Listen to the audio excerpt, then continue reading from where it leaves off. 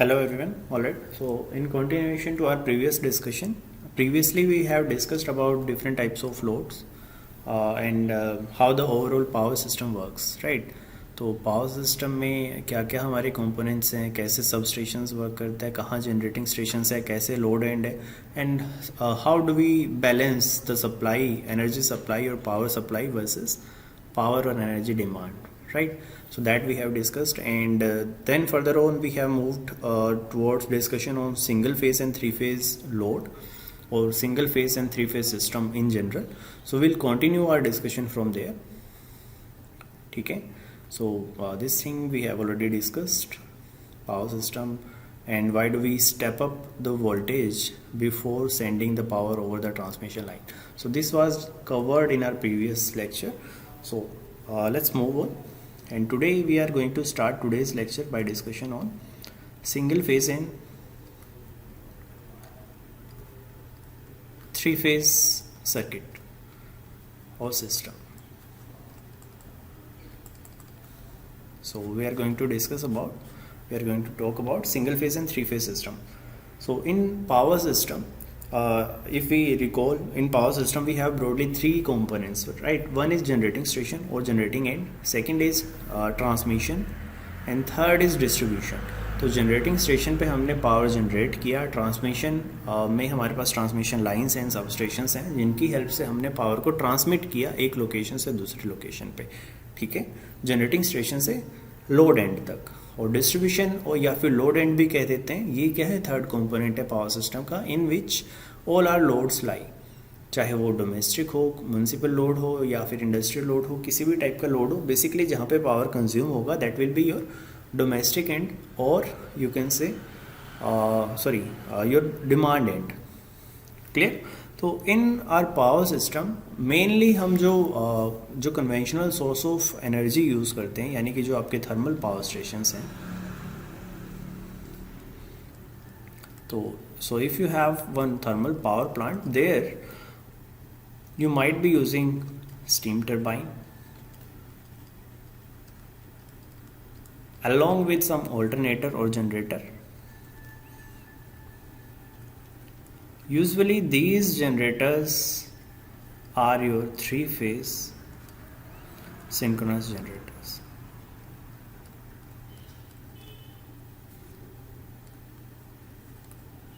Three phase synchronous generators. यहाँ पे ध्यान रखना, जनरली पावर स्टेशन पे या जनरेटिंग एंड पे हम सिंक्रोनस मशीन यूज़ करते हैं. Broad term is machine. In machine then we can categorise either it will be generator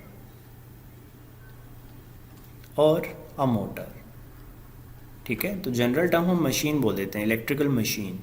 okay, machine में या तो वो जनरेटर हो सकता है या फिर वो मोटर हो सकता है. जनरेटर होगा तो it will be generating power और इलेक्ट्रिसिटी, राइट. अगर मोटर है तो वो कंज्यूम करेगा, it will be consumer of electricity और power, electrical power, right. So either it will be generator और it will be motor.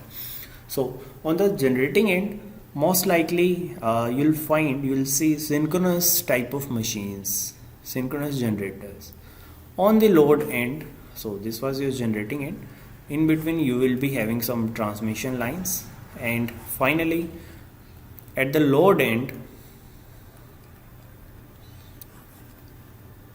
right, at the load end most likely you will be seeing induction motor. Why I am saying this? Because if you take example of your domestic load also or even industrial load also, if you talk about industrial load, in industrial load most of the machineries used there are three phase induction motors, and in domestic load we use single phase. This is the symbol for phase. So if we are writing 1 and followed by 5, that means single phase. If we are writing 3 followed by 5, that means three phase. Okay, so this indicates single phase induction motor. So in domestic generally we use single phase induction motor. For example, if you look at your ceiling fans, for example, आपके room में जो ceiling fan लगा है उसके अंदर जो motor है जो उस पंखे को घुमा रही है that is single phase induction motor. Secondly, if you look at your water pumps, चाहे वो आपके वाटर टैंक को फिल करने के लिए जो आपने मोटर यूज़ की है वो हो, वो भी अगेन इंडक्शन मोटर है, सिंगल फेज इंडक्शन मोटर जो आप घर में यूज़ कर रहे हैं। या फिर अगर आप कूलर के अंदर आप जो वाटर पंप यूज़ कर रहे हैं उसकी मोटर अगर देखेंगे, that again is an induction motor. So most likely, most frequently जो आपका टाइप ऑफ मोटर यूज़ होता है डोमेस्टिक एप्लीकेशंस में, that is your induction Motors, single phase induction motors. So coming back, so in the beginning we have generated 3 phase AC supply, right? So in general अगर आप बात करेंगे power की, electrical power,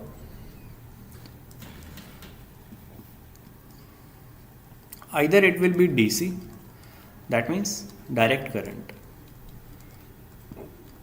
जितने भी आपके batteries हो गए, they are example of DC. Batteries हो गए या फिर सेल हो गए, राइट, उनमें हम चार्ज की फॉर्म में स्टोर कर लेते हैं in the form of DC. और second possibility is it will be AC, alternating current. Alternating current, right, if it is of AC type, that means it will be alternating in value. DC में क्या है, एक constant potential हमारे पास available है। If you plot it potential या फिर voltage आप कह सकते हैं, so it will be constant throughout, ठीक है। अगर वो 5 वोल्ट की बैटरी है तो उसका 5 वोल्ट ही रहेगा। डीसी में जनरली आपको सर्किट डायग्राम्स में ये सिंबल मिलेगा बैटरी का, सॉरी सेल और battery, maybe you will see this type of symbol also for battery. So इन दोनों में से कोई सिंबल आपको देखने को मिल सकता है इन the case of DC, direct current, okay, in electrical circuits. Or sometimes you might see this symbol also for voltage with the marking of positive and negative polarity, okay. In AC you will see this symbol, this alternating supply। alternating का meaning क्या है यहाँ पे, that means its value would be fluctuating, it will be alternating in nature। एक बार वो ज़्यादा हो रही है, फिर डिक्रीज़ हो रही है, फिर नेगेटिव हाफ में चली गई, फिर वापस से पॉजिटिव में आ गई। So it will be fluctuating between positive and negative, okay. So इसका कुछ पीक वैल्यू होगा, right, so this can be marked as peak. तो यहाँ पे जो आपको वैल्यू ऑब्टेन हो रहा है, जो मैक्सिमम वैल्यू आपको मिल रहा है, that is its peak value, okay. This is your AC। कुछ भी हो सकता है, it can be a curve for voltage, it can be a curve for current also. या तो आप वोल्टेज प्लॉट करें या करंट प्लॉट करें, दोनों ही ऑल्टरनेटिंग नेचर के होंगे इन case of AC power system, okay. और इसके रिलेटेड आपको जनरली 3 वैल्यूज़ आपको देखने को मिलेंगी। One is your peak value of any alternating और AC type of parameter. Second is it's average value, and third is its RMS value, RMS value। root mean square, that means root mean square।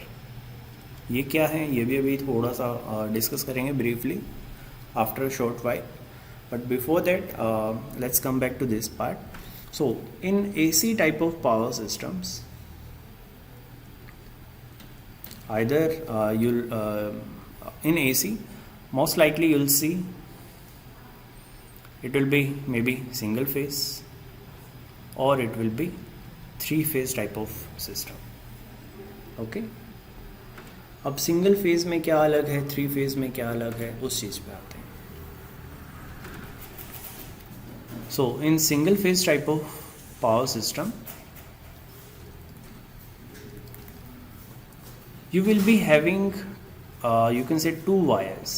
one thing, you will be having 2 wires, one live wire plus one neutral wire।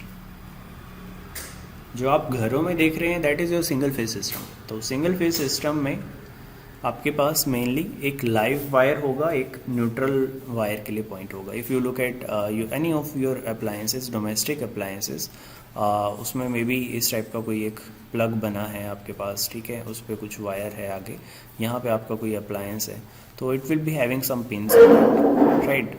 तो even these pins are marked in that way only कि एक pin उसमें से live के लिए होगा, suppose एक live के लिए है और एक न्यूट्रल के लिए है.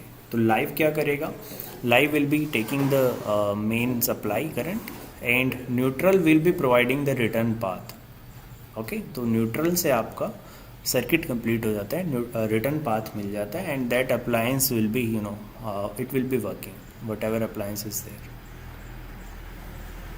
Okay, this is how it will be functioning. That's the idea here. So here will be requiring 2 wires mainly. Okay, whereas on the 3-phase system will require more than 2. So this is one of the differences between single phase and 3-phase system. Next, in single phase you won't be having an auto start kind of feature. Even if you are going to use, let's say, single phase type of induction motor in your domestic ceiling fan, let's say, so they are not self starting in nature. So motors, single phase type of motors are not self starting in nature. So this is kind of a drawback rather for single phase type of system. Whereas 3-phase induction motors, they are self starting in nature. Self starting का meaning क्या है? Self starting means कि अगर आपने एक बार उसमें supply on कर दी, supply उसके टर्मिनल्स पे आपने प्रोवाइड कर दी, even after getting the supply it won't start to rotate. उसका जो रोटर है, हर मोटर में बेसिकली 2 पार्ट हैं. एक आउटर बॉडी जो स्टेशनरी रहता है, इसलिए उसको हम बोलते हैं स्टेटर, और inside that there will be a rotational part also which is called as rotor. ठीक है, तो स्टेटर पे आपने सप्लाई तो दे दी, सिंगल फेज सप्लाई तो आपने दे दी, बट उसका रोटर अभी भी घूम नहीं रहा, घूमना स्टार्ट नहीं हुआ. तो ऐसा अगर वर्किंग है किसी मोटर का, that will be known as not self starting या non self starting. On the other hand 3 phase जो सिस्टम है आपका, 3 फेज सिस्टम में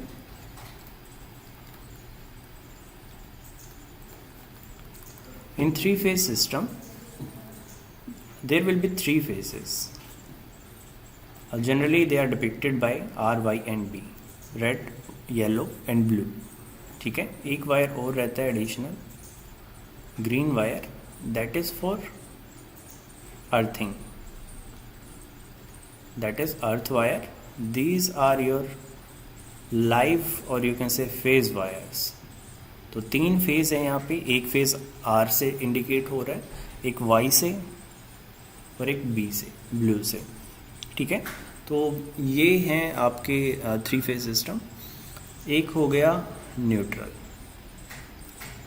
which will be generally in house connections black colour से उसको इंडिकेट करते हैं. सो N इंडिकेट्स न्यूट्रल वायर. देखिए यहाँ पे न्यूट्रल अलग है, अर्थिंग अलग है. ठीक है, तो यहाँ पे हमने सपोज 3 फेज सिस्टम अगर आप कहीं पे यूज़ कर रहे हैं, तो most likely will be having R, Y and B 3 phases. तो नेक्स्ट पॉसिबिलिटी है, अगर हमारे पास 3 अलग अलग फेजेस हम यूज़ कर रहे हैं, तो उनके 2 कनेक्शंस वहाँ पे पॉसिबल हैं. Either you can connect them in star manner, star connection, and second is delta connection.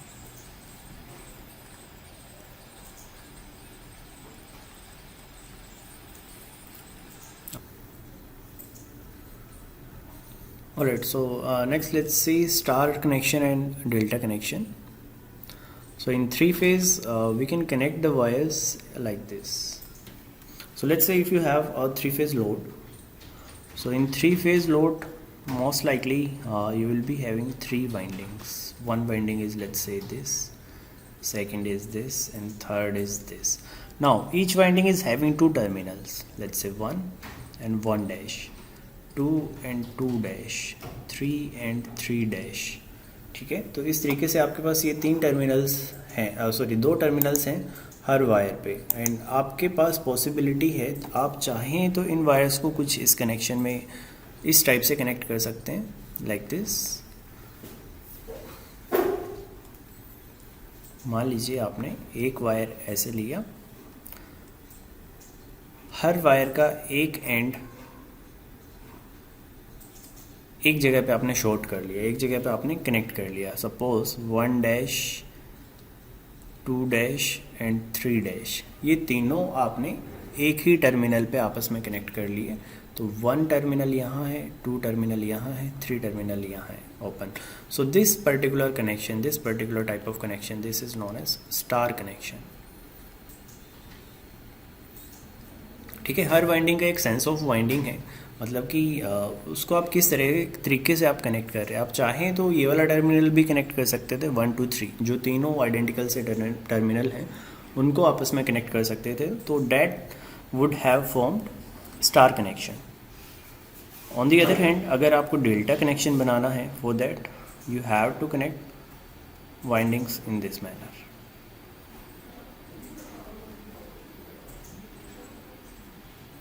Okay, so this is 1, this is 1 dash, this terminal is 2.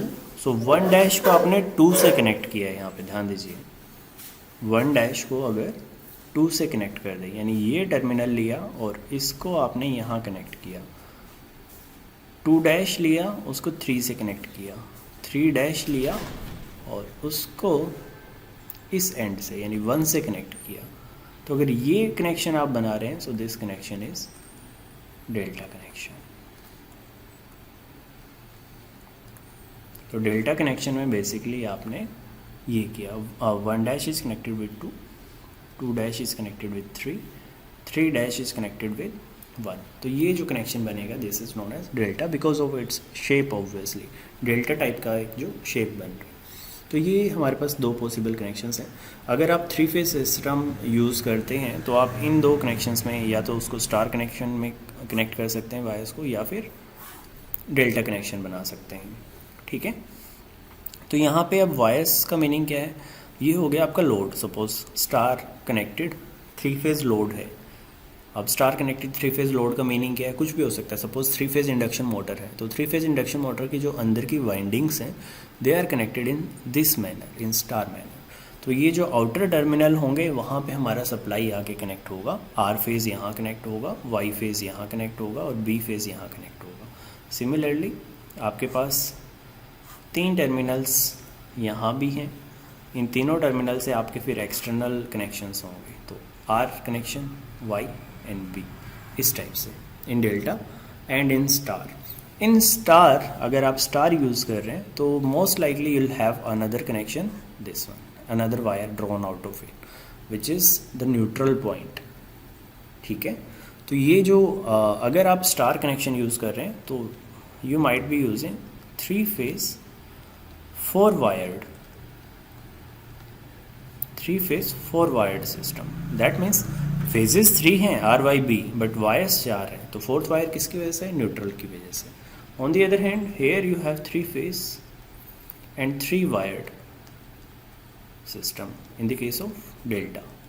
Y so, क्योंकि 3 फेज हैं, 3 ही हमारे पास एक्सटर्नली ड्रॉन वायर्ड हैं, कोई यहाँ पे neutral नहीं है। Virtual neutral exist करता है बट फिजिकली कोई न्यूट्रल नहीं होता, तो दैट्स वाई 3 वायर्ड सिस्टम यहाँ पे एग्जिस्ट करेगा in case of delta. So एक डिफरेंस ये है। Now coming back to single phase versus 3 phase. In single phase number of wires were 2. In 3 phase number of wires will be greater than 2, right? यहाँ पे आपके 4 wires भी हो सकते हैं और 3 भी हो सकते हैं। Okay, that is one difference. Second, here motors are 3 phase motors are self starting. Self starting क्यों है, क्योंकि 3 फेज जो सिस्टम बनते हैं, 3 फेजेस अगर आप बैलेंस्ड वे में स्पेस में कनेक्ट कर देंगे और टाइम वाइज भी उनमें 3 फेज बैलेंस सप्लाई अगर आप प्रोवाइड करेंगे तो they generate a rotating magnetic field. उस रोटेटिंग मैग्नेटिक फील्ड की वजह से ऑटोमेटिकली आपकी जो मोटर है वो खुद से स्टार्ट हो जाती है, रोटेशन करना शुरू कर देती है। That's why 3 phase induction motors are self starting in nature. ठीक है, तो यहाँ मोटर्स में हम कौन सी कह रहे हैं, 3 phase induction motor. IM is induction motor. Okay, so these are few differences between single phase versus three phase. Now in three phase there are certain advantages of three phase systems, वो भी एक बार discuss करते हैं. One advantage यही है जो आपका कि मोटर्स जो है सेल्फ स्टार्टिंग है. ओके, तो बेसिकली रोटेशनल मैग्नेटिक फील्ड यहाँ पे इजीली बन जाता है इन case of three phase system.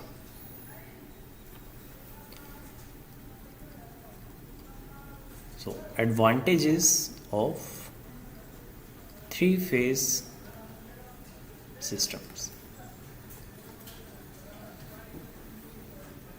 One, three phase motors are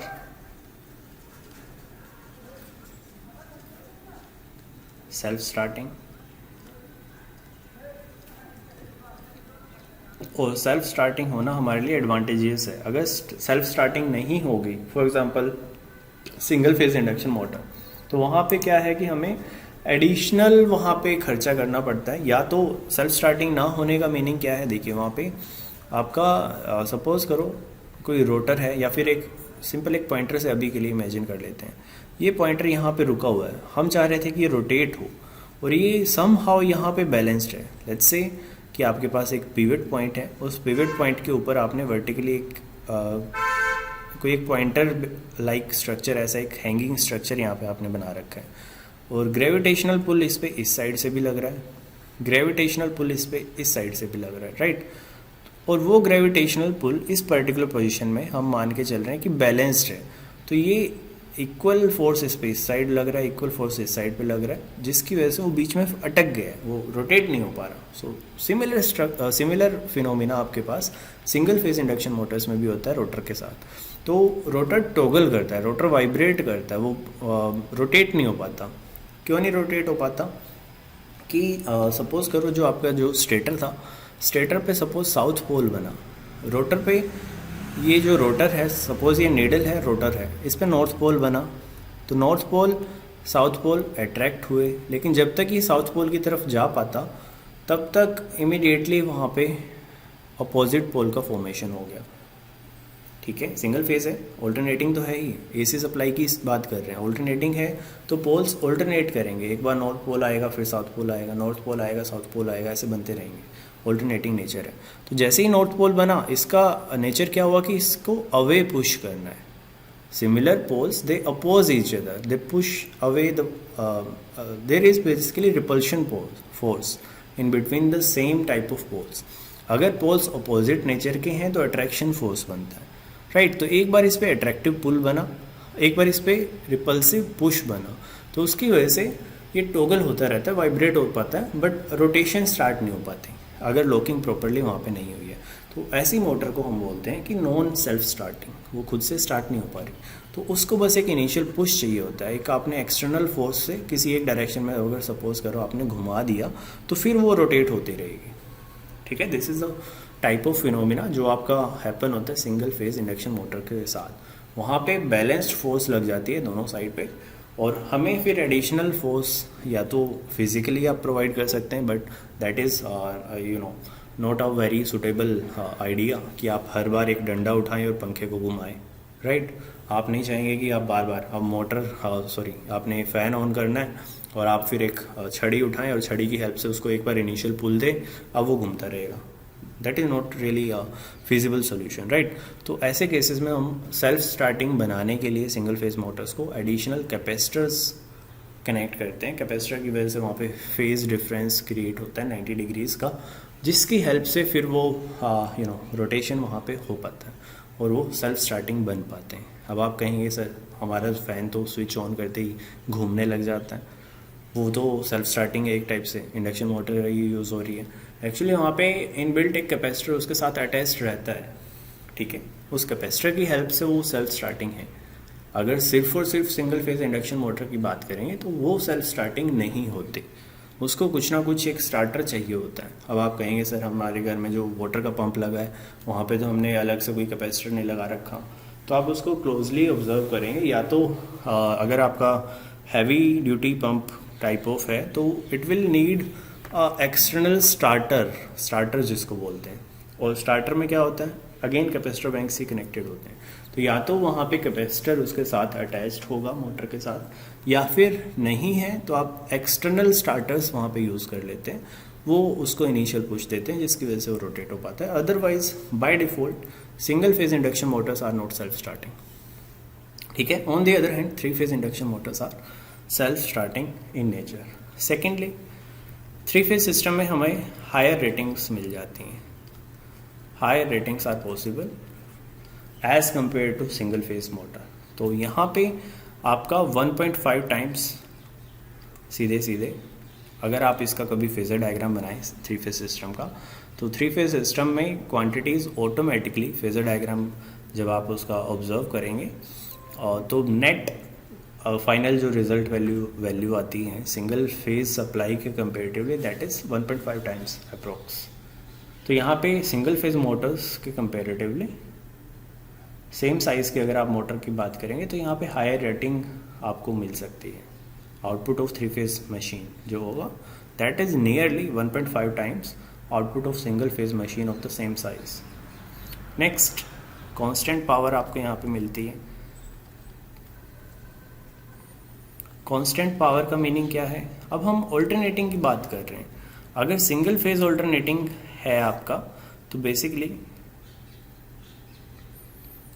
alternate करेगा, दैट मीन्स एक बार ज़ीरो था, पीक पे आया, वोल्टेज का कर्व है लेट्स से, फिर वापस से ज़ीरो पे आ जाएगा उसका मैग्नीट्यूड, ठीक है। लेट्स से वोल्टेज को हम प्लॉट कर रहे हैं, ठीक है। तो वहाँ पे अगर आप पावर को कंसीडर करें, अब सिमिलरली करंट का जो होगा फ्लो, करंट भी यहाँ पे ऑल्टरनेटिंग ही होगा। तो वोल्टेज अगर एक सिंगल साइकिल भी आप कंसीडर करें, सिंगल साइकिल, तो एक साइकिल में ये वोल्टेज यहाँ पे ज़ीरो होगा ही होगा। एक कंप्लीट साइकिल मीन्स जहाँ से स्टार्ट हुआ, ये जो पॉजिटिव वाली वैल्यू थी सपोज ज़ीरो से जस्ट बाद, उसी वैल्यू को अगर आपको अटेन करना है तो वो कहाँ मिलेगी, यहाँ आके। अगर ये O पॉइंट है, ये A पॉइंट है, तो ये B पॉइंट है, तो O से लेके B तक एक साइकिल आपका कंप्लीट हुआ। उसके बाद रिपीटेशन स्टार्ट हो जाएगा वैल्यूज़ का, राइट। तो जब रिपीटेशन स्टार्ट हो जाएगा विल से कि एक साइकिल वहाँ पे कंप्लीट हो गया। तो अगर आप एक साइकिल इसका कंप्लीट इमेजिन करें यहाँ से लेके यहाँ तक, तो इस एक साइकिल में फॉर श्योर मिनिमम एक बार तो ज़ीरो होगा ही होगा। सिंगल फेज़ की बात कर रहे हैं, ठीक है। तो सिंगल फेज़ वोल्टेज अगर आपका ज़ीरो हो रहा है, पावर क्या है, power is nothing but multiplication of voltage and current, right. तो वोल्टेज और करंट का अगर मल्टीप्लिकेशन होगा और वोल्टेज खुद में ही ज़ीरो हो रहा है at least once in each cycle, current भी सिमिलरली कहीं ना कहीं ज़ीरो होता ही है at least once in each cycle. बस फेज़ का ही डिफरेंस हो सकता है। अगर इंडक्टिव लोड है तो करंट लैग करेगा तो थोड़ा बाद में स्टार्ट होगा, और उसकी मैग्नीट्यूड में भी डिफरेंट हो। तो let's say this is the graph for current, ये हमने वोल्टेज बना लिया और ये हमने करंट के लिए प्लॉट कर लिया। तो ये भी अगेन ज़ीरो हो रहा है। तो एक साइकिल में 2 बार ऐसी सिचुएशन आएगी जब आपका इंस्टेंटेनियस पावर जो है ज़ीरो हो जाएगा, राइट। कौन सा पावर की बात कर रहे हैं हम, इंस्टेंटेनियस की पावर के इंस्टेंटेनियस वैल्यू की बात कर रहे हैं। तो instantaneous power would be zero in each cycle of in each power cycle in case of single phase. तो ये है हमारा सिंगल फेज सप्लाई के केस में। तो यहाँ पे अगर पावर हर साइकिल में बीच बीच में ज़ीरो होगा, फिर वापस से अपने मैग्नीट्यूड पे आएगा, फिर ज़ीरो होगा, तो हम क्या कहेंगे कि सिंगल फेज सप्लाई के केस में हमें पल्सेटिंग पावर मिल रहा है। पल्सेटिंग पावर दैट मीन्स कि वो बार बार बीच में फ्लक्चुएट हो रहा है, वापस से ज़ीरो हो रहा है, और ऐसा हम नहीं चाह रहे, ठीक है। हमें क्या चाहिए, हमें एक स्मूथ कर्व चाहिए, स्मूथ पावर चाहिए, कांस्टेंट पावर चाहिए, ताकि हमारे अपरेटस, हमारे अप्लायंसेस प्रॉपरली काम करें। तो उसके लिए हम क्या करते हैं, 3 फेज सिस्टम को यूज़ करते हैं। 3 फेज सिस्टम में आपको कांस्टेंट पावर मिलता है। कांस्टेंट पावर क्यों मिलता है, क्योंकि यहाँ पे हमारे पास 3 फेजेस हैं।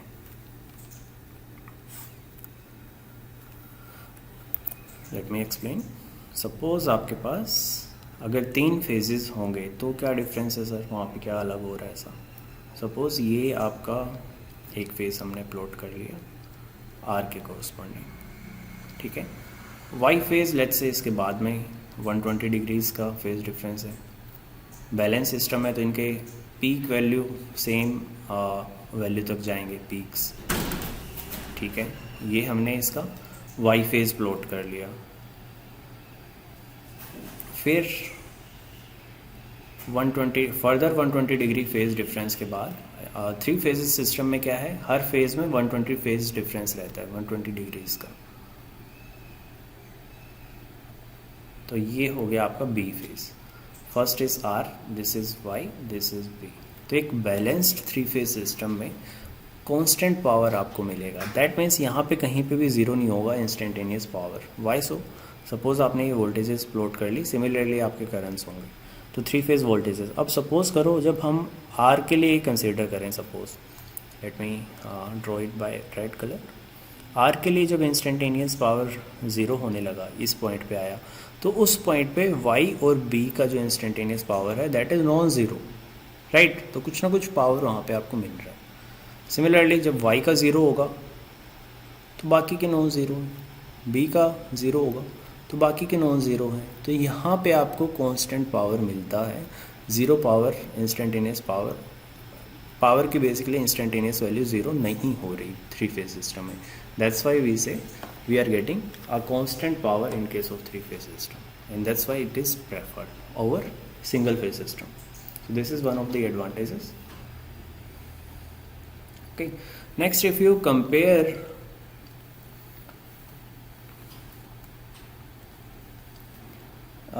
the basically power transmission economics,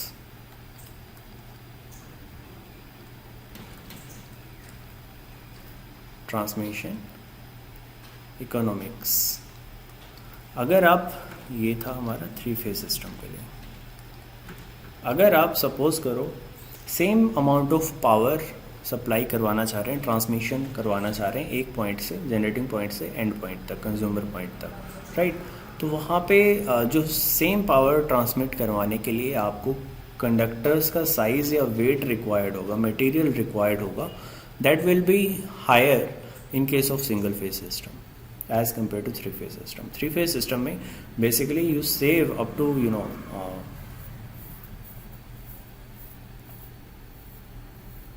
जो आपको बेसिकली सपोज आपके पास अगर 100 सिंगल फेज सिस्टम में जितना भी मटेरियल रिक्वायर्ड था कंडक्टर्स में, उसका सिर्फ 75% यहाँ पे रिक्वायर्ड रहता है of conducting material by weight. We are talking 75% weight of conducting material is required.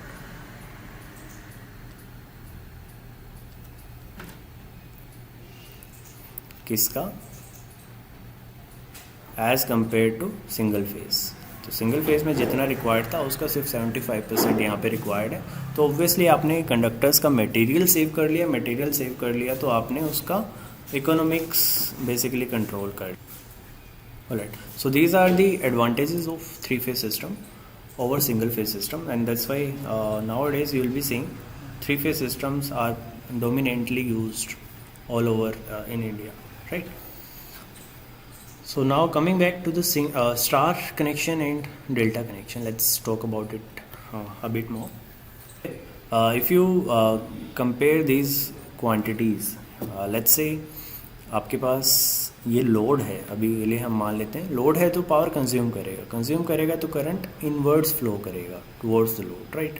Suppose करो एक बैलेंस सिस्टम हम कंसीडर कर रहे हैं जिसमें आई आर करंट ऐसे आ रहा है, आई वाई करंट कुछ इस डायरेक्शन से आएगा, आई बी करंट कुछ इस डायरेक्शन से आएगा, और जो भी रिटर्न पाथ है that will be provided by I N, through I N.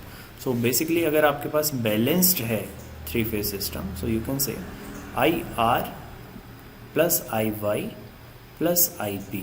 अब ये क्या है? फेजर्स हैं, R Y B and R, these are phasors. So basically इनका आप अगर वेक्टर सम लेंगे, वो हम लिखते नहीं हैं जनरली, आमतौर पे डायरेक्टली उसको लिख देते हैं, otherwise these are the vector quantities, तो उनका vector sum that would be equal to I, और this will be equal to 0। अगर बैलेंस सिस्टम है तो 0 होगा, अगर अनबैलेंस सिस्टम है कुछ ना कुछ वहाँ पे net non zero current flow कर सकता है न्यूट्रल में भी, ठीक है।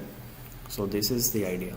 अब यहाँ पे फेज़ वैल्यूज़ और जो लाइन वैल्यूज़ हैं उनको अगर हम कंपेयर करें, लाइन वैल्यू किसको बोलते हैं और फेज़ वैल्यू किसे कहते हैं, लेट्स सी। ये जो क्वांटिटी है, सपोज़ आप अगर न्यूट्रल को रेफरेंस ले रहे हैं, न्यूट्रल के रेफरेंस में अगर आर को ऑब्जर्व करें तो दिस इज़ वी आर, तो ये फेज़ वैल्यू है, ठीक है। ऐसे ही न्यूट्रल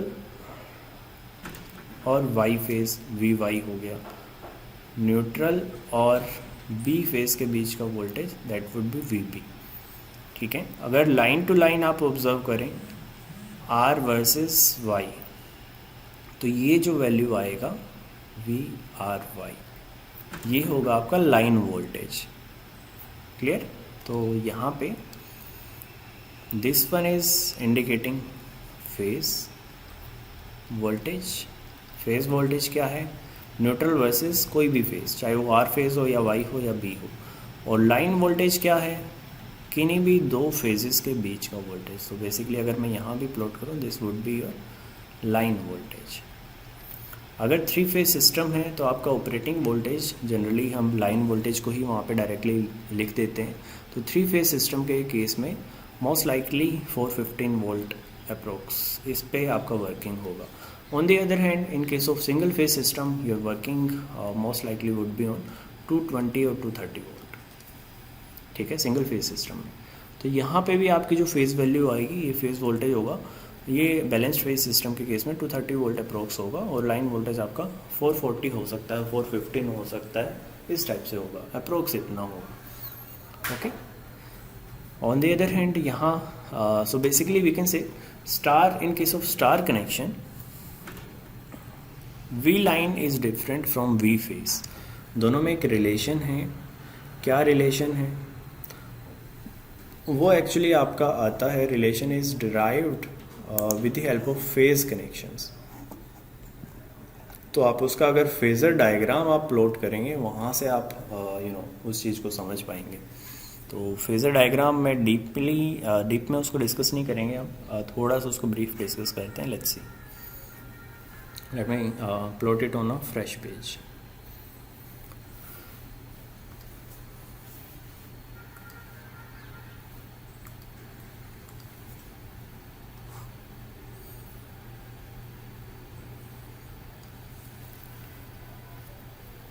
सपोज़ ये हमने वी आर को रेफरेंस ले लिया, तो जो फेज़ वैल्यू है वी आर वो हमने यहाँ पे प्लॉट कर लिया। अब थ्री फेज सिस्टम में तो 120 डिग्रीज का फेज़ डिफरेंस दोनों में रहेगा,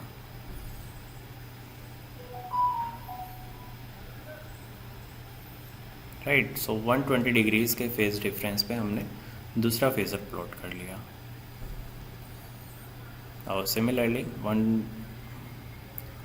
120 डिग्रीज का फेज़ डिफरेंस इसमें भी रहेगा, ओके। तो let's say this one is your V R, this one is your V Y and this one is your V B. each one is having a phase difference of 120 degrees, 120 degrees apart, 120 degrees apart, alright. और इससे फिर आपका depend करता है कि कैसा आपका load है। अगर सपोज करो इंडक्टिव लोड है तो करंट लैग करेगा। In case of inductive load current will be lagging the voltage.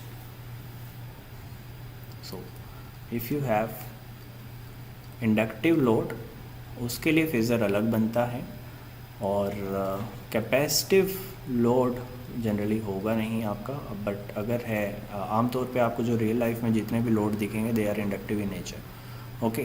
तो in case of inductive load current will lag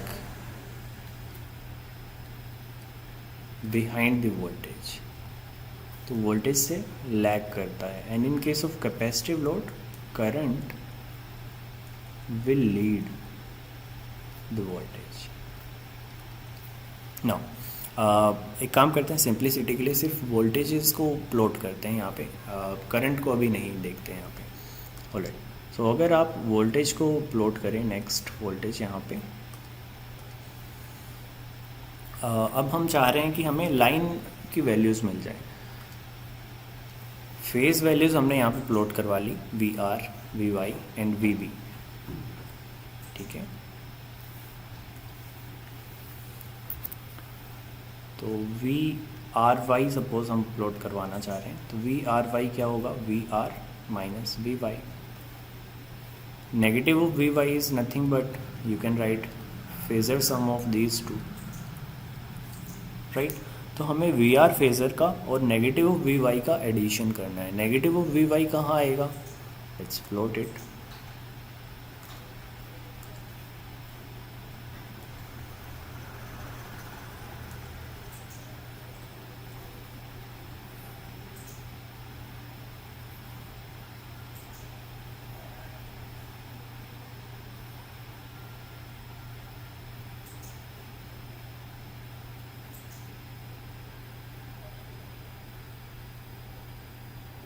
तो ये हो गया कुछ, ठीक है। नेगेटिव ऑफ वी वाई हमने यहाँ पे प्लॉट कर लिया। अब आप इसका अगर सम करें, negative of V Y plus V R, vector sum लेना है, तो इन बिटवीन यहाँ पे कहीं इनका जो रिजल्टेंट होगा वो प्लॉट होगा, राइट।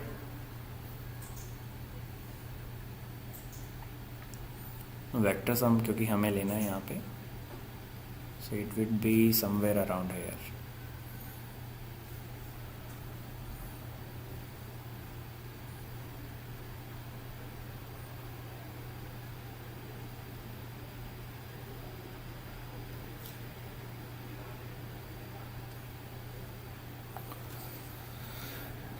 तो ये इसका रिजल्टेंट आ जाएगा आपका यहाँ पे, समथिंग लाइक दिस। ठीक है, तो दोनों का आपने वेक्टर सम ले लिया।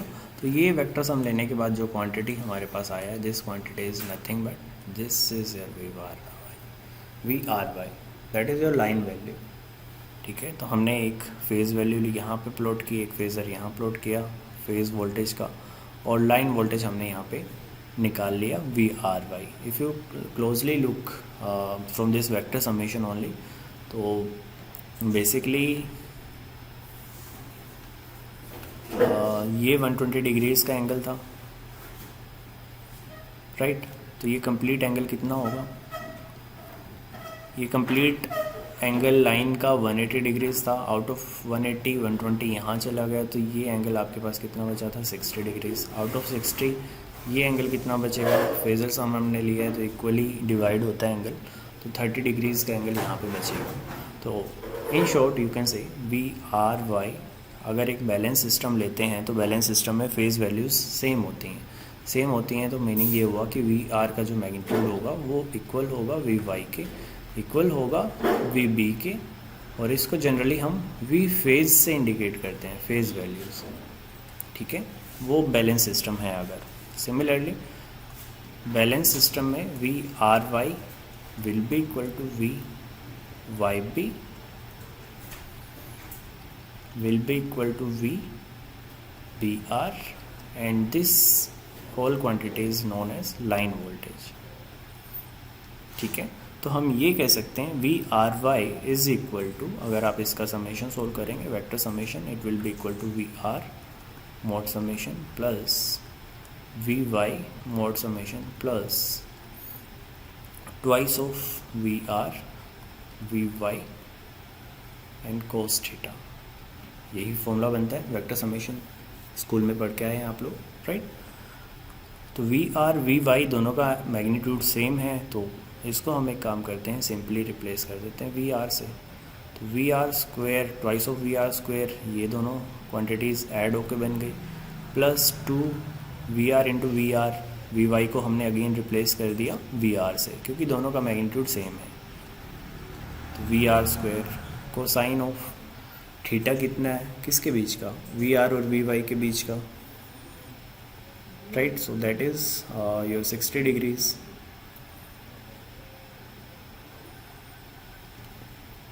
ठीक है। और इसका स्क्वायर रूट, तो कोसाइन 60 की वैल्यू क्या है, 1/2, so this 2 will be cancelled out, So twice of VR square plus VR square, that will be 3 VR square और उसका square root. So this results into VRY equals to √3 times VR. तो ये हमारे पास result यहाँ पे निकल के आया. तो हम कह सकते हैं कि लाइन वोल्टेज इक्वल है आपका √3 times phase voltage in case of star. ये आपको याद रखना है.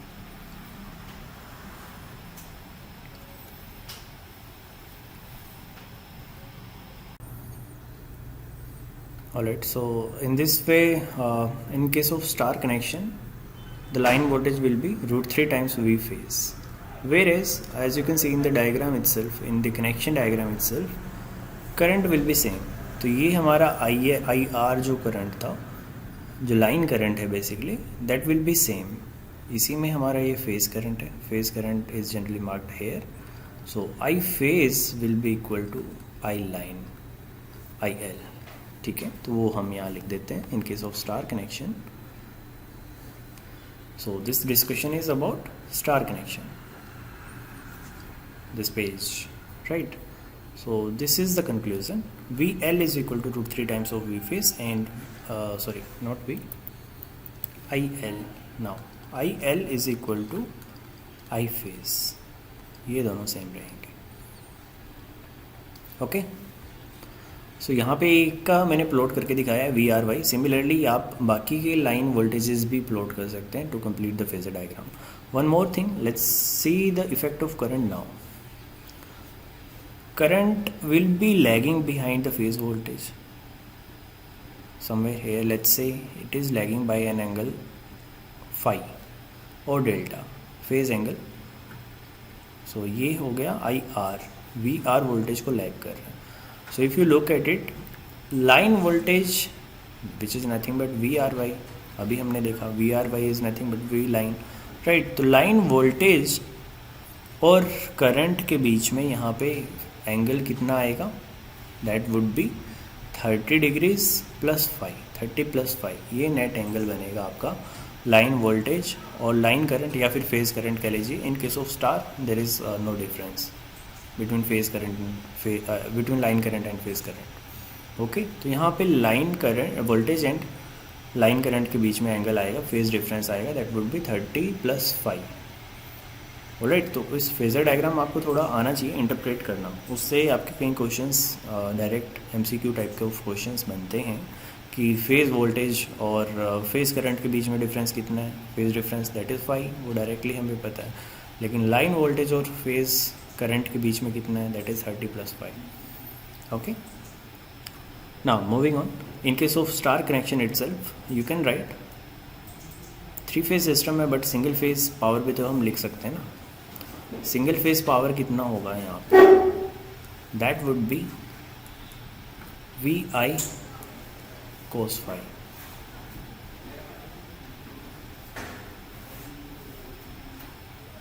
ठीक है, VI cos phi. Phase values की बात कर रहे हैं तो V फेज I फेज ये लिख सकते हैं. अगर 3 फेज पावर की बात करें आप, 3 phase power is 3 times the single phase power. So that can be written as 3 V phase I phase and cos phi. Active power की हम बात कर रहे हैं, that's why VI cos phi. तो यहाँ पे 3 times हो गया, बट हमें पता है ये फेज वैल्यू क्या है. V फेज को हम कैसे लिख सकते हैं, use this equation. V phase is VL by √3. So VL by √3 into I phase is equal to IL. We know from equation number 2. So it is equal to IL cos phi.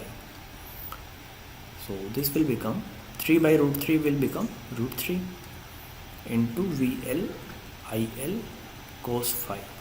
तो आपको power के ये relations भी याद रहने चाहिए. कौन कौन से? One is this equation number 3 and one is this equation number 4. तो अगर आप 3 फेज पावर कभी भी लिखते हैं in case of star connection, ये पेज है स्टार कनेक्शन के लिए, हालांकि ये वाले रिलेशंस आपके वैलिड हैं दोनों में, डेल्टा कनेक्शन के लिए भी सेम रिलेशंस आते हैं एंड स्टार कनेक्शन के लिए भी। तो कभी कंफ्यूज मत होना कि सर कई बार हम पढ़ते हैं पावर का फॉर्मूला ये लिखा है, इक्वेशन नंबर 5 मान लेते हैं इसको, कहीं पे लिखा है वी आई कोस फाई है, कहीं पे लिखा है power 3 V I cos phi है, कहीं पे लिखा है √3 वी आई कोस फाई है। तो एक्चुअली वो डिपेंड करता है कि कौन सा पैरामीटर वहाँ पे लिखा है, वोल्टेज, लाइन वोल्टेज लिखा है या फिर फेज़ वोल्टेज लिखा है, सिंगल फेज़ पावर की आप बात कर रहे हैं या फिर 3 फेज़ पावर की आप बात कर रहे हैं वहाँ पे, ठीक है। तो उस पर डिपेंड करता है। Now coming to delta connection, ऊपर हमने थोड़ा सा एक डायग्राम बनाया था, वहाँ से देख लेते हैं।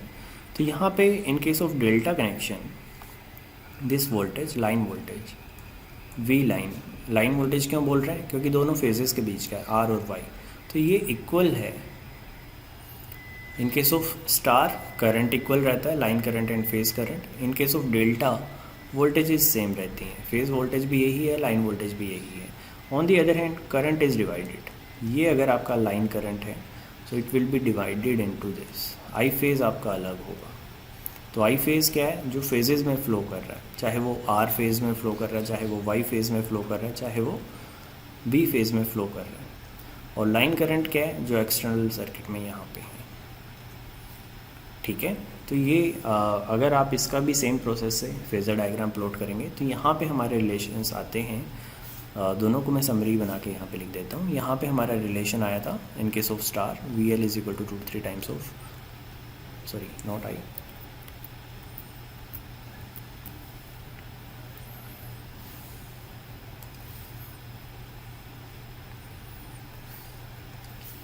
√3 times of V phase, and current was same, IL equal to I phase। and next power के लिए हमारे पास फॉर्मूला आया 3 phase power, that is equal to 3 times of V phase I phase cos phi, or else √3 VL IL cos phi, okay। on the other hand here voltage is same, VL equal to V phase in case of delta, and IL is √3 times, line current is √3 times phase current, and power यहाँ पे same आती है। क्यों same आती है, क्योंकि यहाँ पे भी फॉर्मूला आपका यही बनेगा 3 into V phase into I phase into cos phi, right. और डिफरेंस क्या हुआ, वी फेज और वी एल सेम है तो ये डायरेक्टली वी एल में कन्वर्ट हो गया। आई फेज के केस में वो वाली चीज़ आएगी जो हमारा स्टार कनेक्शन के केस में वोल्टेज में हुआ था। So this will become I L by √3 and 3/√3 will become √3, तो √3 V L I L cos phi. So net जो इक्वेशन आपकी बनी वो दोनों में सेम आई, in case of delta also and in case of star also. This is for delta and these relations are for star connection. So I hope now star connection and delta connection is clear, single phase versus 3 phase is clear, okay। अब एक इस पे आते हैं हम topic power पे। Power में हमने ब्रीफली यहाँ पे पहले डिस्कस किया peak value, average value, RMS value for any AC quantity, ये क्या है फर्स्ट ऑफ ऑल। तो पीक वैल्यू आपको यहाँ डायरेक्टली ऑब्जर्व हो रही है। सपोज अब मैं एक साइनोसॉइडल रिलेशन यहाँ पे लिख देते हैं। लेट्स से आप अगर वोल्टेज की बात कर रहे हैं तो इंस्टेंटेनियस वैल्यू को हमने स्मॉल लेटर से डिनोट कर लिया, small v, that is equal to capital V sine phi. Let's say phi क्या इंडिकेट कर रहा है, फेज वैल्यू, कितना उसका फेज वैल्यू है। फेज वैल्यू क्या है, बेसिकली वो 0 फेज पे है या फिर कितना फेज डिफरेंस है, 120 डिग्रीज का फेज डिफरेंस है, 60 का है, 30 का है, 90 का है, जो भी है वो फेज वैल्यू यहाँ पे आ गया, राइट। और this is equal to v into sine phi, और ये जो v था this was instantaneous value.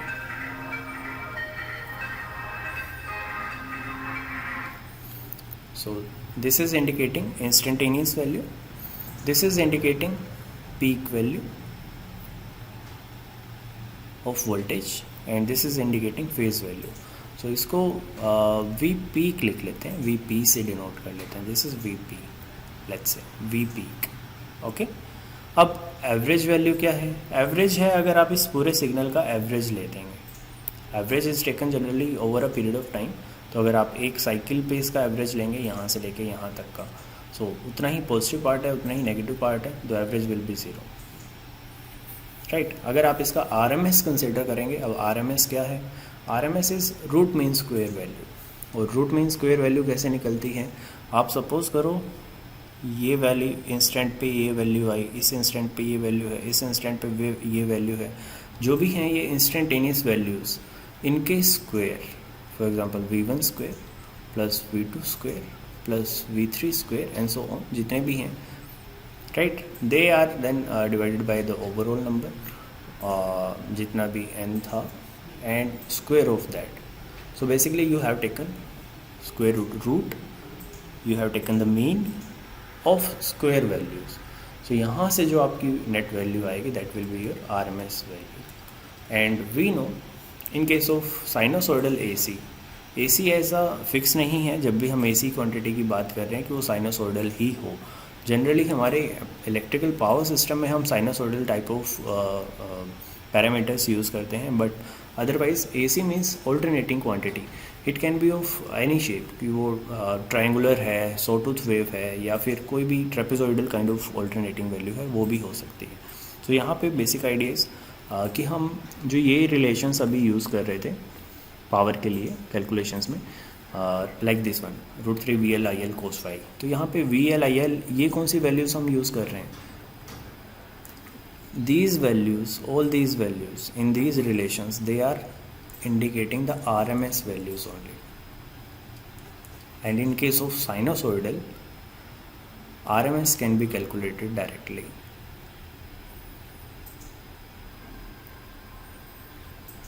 From the peak value. तो साइनोसॉइडल के केस में अगर आपको पीक वैल्यू पता है, उससे पहले आप RMS में कन्वर्ट कर लो, divide by √2, and then you can calculate the power.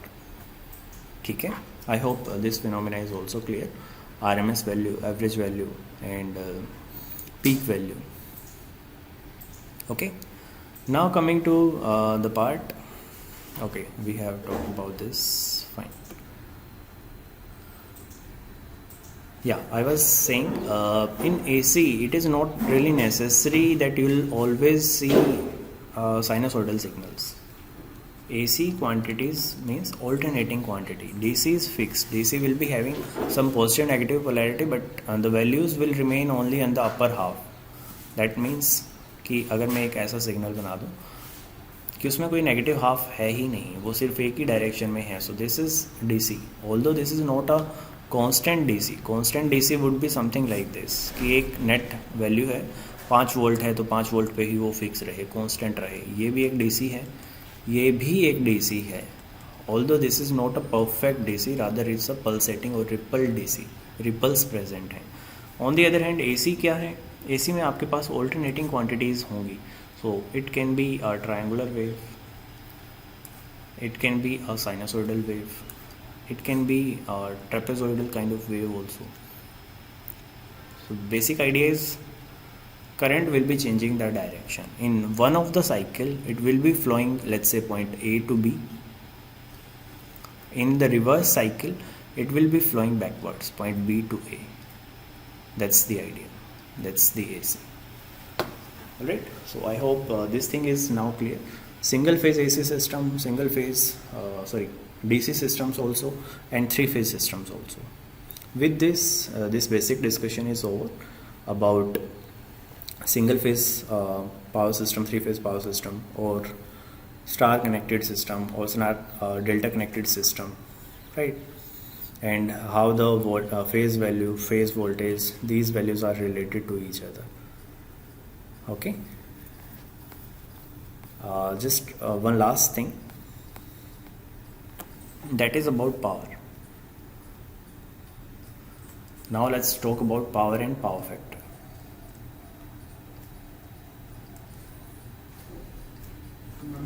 So power and power factor. So in power, in electrical engineering, we can define it like this. There are basically 3 type of powers, you can say.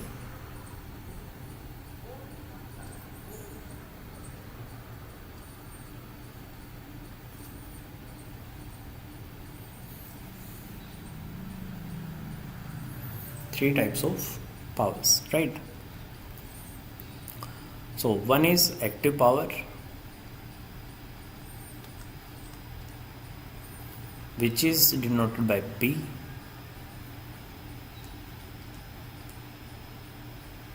One is apparent power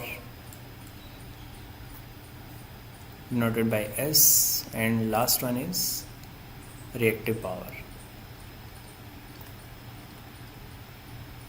denoted by Q. So here active power is something which we actually consume. Active power is something which is even measured by the meters in your domestic uses. जो भी आपके घर में metre लगा है वो क्या measure करता है, वो एक्टिव पावर मेज़र करता है rather than any of these two. Okay, so in domestic uses we are going to pay for electricity consumed in terms of active power only. On the other hand, in case of industries they also pay for the reactive power component also. Why so? इसके पीछे reason आता है power factor का. देखिए जो आपके domestic uses है उसमें आप जितने भी सिंगल फेज इंडक्शन मोटर्स आप यूज़ कर रहे हैं they are having lagging power factor. Power factor can be unity, it can be lagging, it can be leading. 3 possibilities हैं पावर फैक्टर की वैल्यू की. पावर फैक्टर है क्या अभी देखते हैं.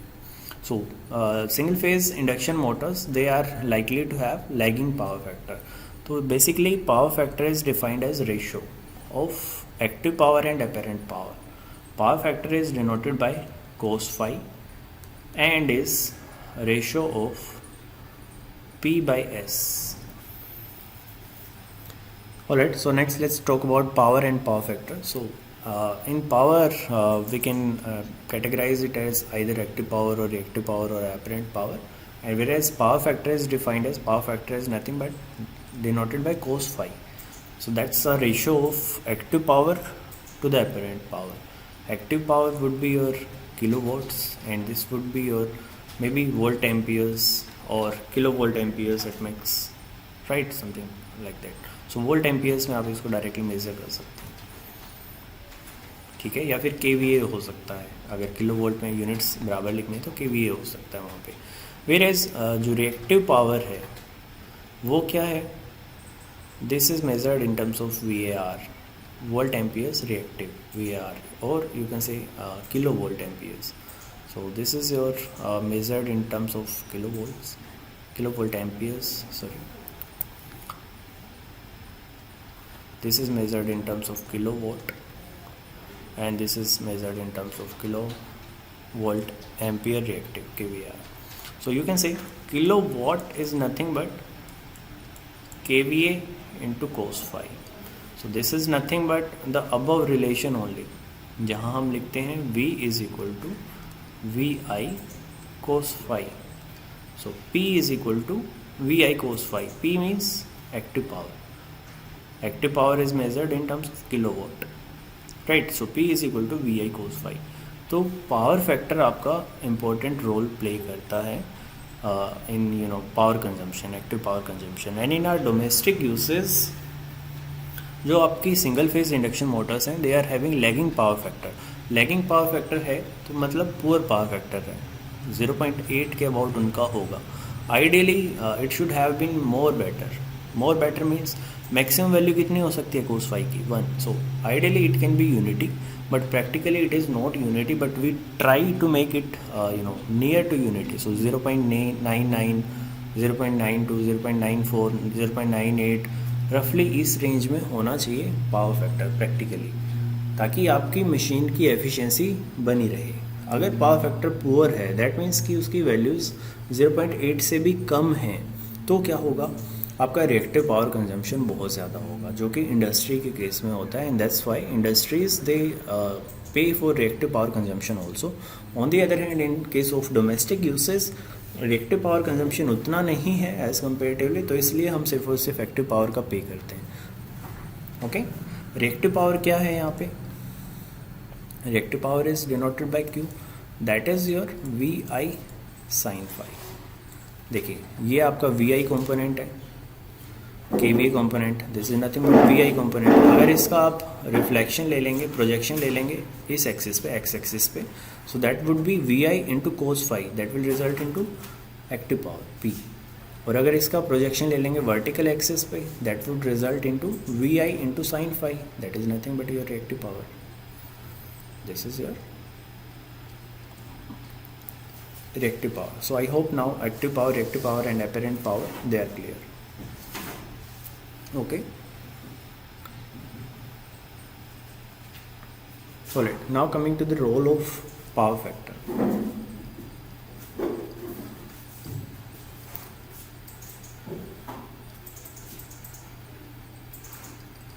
Power factor plays an important role.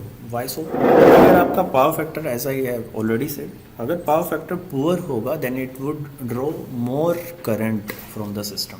How? Power हमारा constant है, एक्टिव पावर इज कांस्टेंट. जो भी हमारे एपरेटस का रेटिंग है even that is constant power rating, right. So it is equal to V I into cos phi. Voltage हमारा constant है 230 voltage. सो बचा क्या? करंट. तो अगर एक कांस्टेंट पावर एप्लीकेशन में आप कहें कि कोस फाई पुअर है, ठीक है, तो वहाँ पे आप देख सकते हैं this would be basically, let me rewrite it. So if I take the current out it would be P by V cos phi. So you can say power is constant, constant power application है, voltage is constant, 230 volt पे आपका apparatus काम कर रहा है. So current is inversely proportional to power factor cos phi, power factor, ठीक है. तो अगर पावर फैक्टर पुअर है current drawn would be high. अगर पावर फैक्टर की वैल्यू कम है 0.8 से भी, अगर वो पुअर है पावर फैक्टर, दैट मीन्स 0.5 है, 0.6 है, 0.7 है, तो बेसिकली करंट जो होगा वो ज़्यादा ड्रॉ होगा सिस्टम में. जो आपका लोड है वो ज़्यादा करंट ड्रॉ करेगा, जो मशीन है वो ज़्यादा करंट लेगी पावर सप्लाई से. अगर वो ज़्यादा करंट लेगी तो क्या है, बेसिकली आपके I2R लॉसेस बढ़ जाएंगे. I2R लॉसेस क्या हैं? Copper losses. These are also known as copper losses. तो अगर आपके सिस्टम में कॉपर लॉसेस बढ़ गए तो बेसिकली आप पावर लॉस की फॉर्म में वेस्ट कर रहे हैं. तो बेसिकली आपके copper losses they will become high in case of poor power factor. If you have a poor power factor that would result into one thing, high losses. Secondly, high current. High current है तो in case of short circuit, in case of fault, वहाँ पे chance रहते हैं ज़्यादा electrical hazards के. Secondly thirdly, अगर high current आपका सिस्टम में फ्लो कर रहा है then you need a better insulation.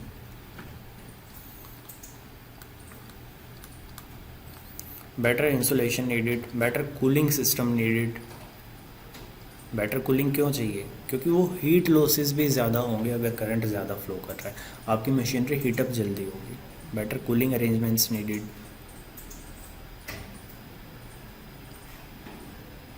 So in short it will raise your cost. Additional cost वहाँ पे ज़्यादा आपको आकर करवाना पड़ेगा.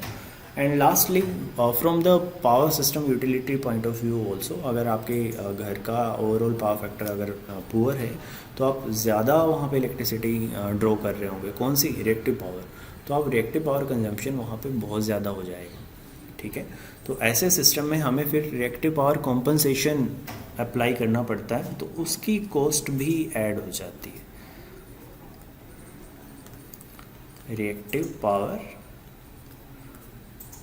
कंपनसेशन, बेसिकली आपने क्या किया कि एक इंडक्टिव लोड ज़्यादा था. इंडक्टिव लोड ज़्यादा है तो करंट को लैगिंग बनाता रहेगा. यहाँ अगर वोल्टेज था रेफरेंस वोल्टेज, ये आपका करंट ड्रॉ हो रहा था सिस्टम से फाई एंगल के साथ, जो कि आपका इंडक्टिव लोड है इसलिए नीचे बनाया है. तो अगर ये इंडक्टिव लोड और ज़्यादा पावर फैक्टर आपका बढ़ता रहेगा, कोस फाई की वैल्यू बढ़ती रहेगी, तो ऐसे केस में आपको इम्प्रूव करवाने के लिए कैपेसिटिव कंपोनेंट्स ऐड करने पड़ते हैं.